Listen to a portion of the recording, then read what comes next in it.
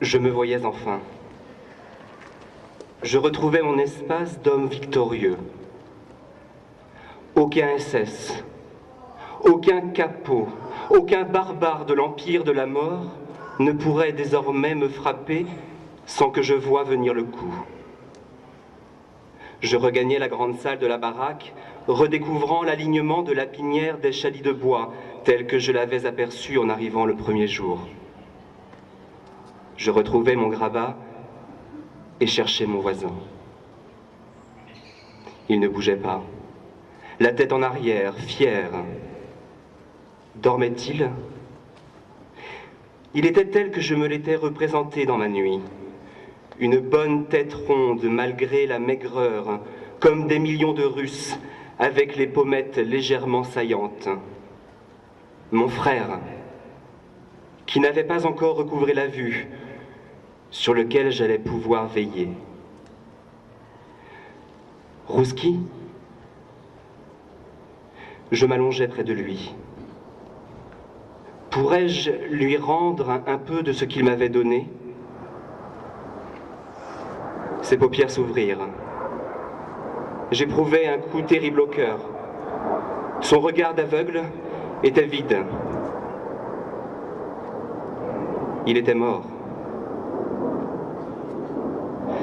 Je restais stupide. Je n'osais plus bouger. Je ne savais plus où j'étais.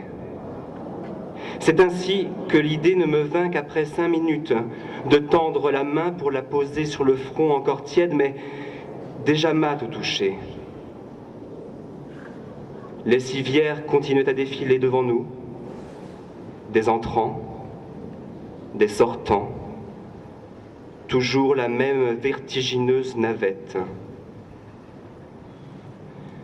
Je pensais qu'il ne fallait pas attirer l'attention.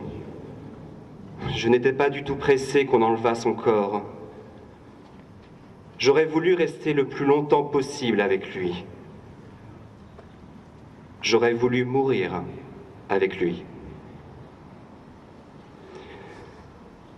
2 heures plus tard, Petit Pierre arriva, m'apportant ma ration de pain blanc. Son visage n'exprima qu'un vague étonnement lorsqu'il aperçut mon regard bien ouvert sur lui. C'était pour lui chose naturelle. Il ne perdait jamais confiance, pas plus pour les autres que pour lui. « Je te l'avais bien dit, constata-t-il. C'était seulement des saletés que tu avais dans l'œil. »« Le Russe est mort, répliquai-je. Les traits de Petit Pierre se ratatinèrent.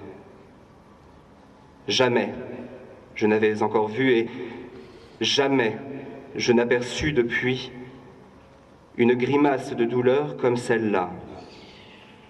Une multitude de rides s'était creusée sur son front têtu, tandis qu'un rictus tirait le coin de sa bouche. « Il valait mieux que toi, dit-il. »« Je sais. Mieux que moi aussi. Mieux que nous tous. » Sa mâchoire inférieure tremblait et il avait du mal à parler. « Pourquoi mieux que nous tous ? Il aurait dû mourir il y a 15 jours. Il était perdu. » Il attendait. C'est ça. Il attendait. Pourquoi lui donnait-on alors du pain blanc ? On ne lui en a jamais donné. C'est pour que tu manges le tien qu'il faisait semblant de recevoir. Comment s'appelait-il ? Je ne sais pas. Un nom en off, je n'arrive jamais à me foutre ces noms-là dans la tête. Tiens, voilà Alexis. Tu n'as qu'à lui demander.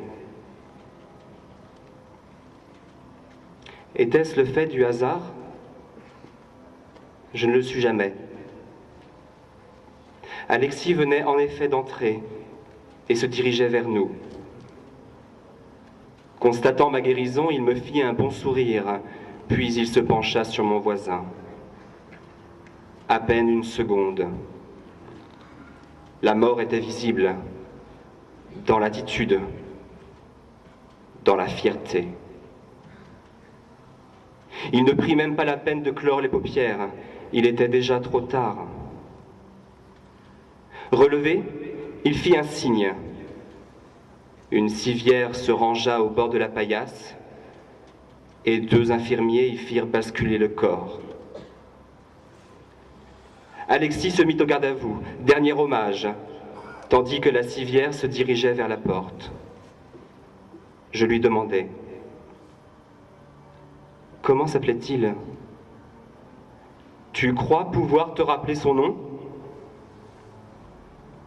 Si je ne me souviens que d'une seule chose, ce sera de son nom. Sergueï Kopitov. »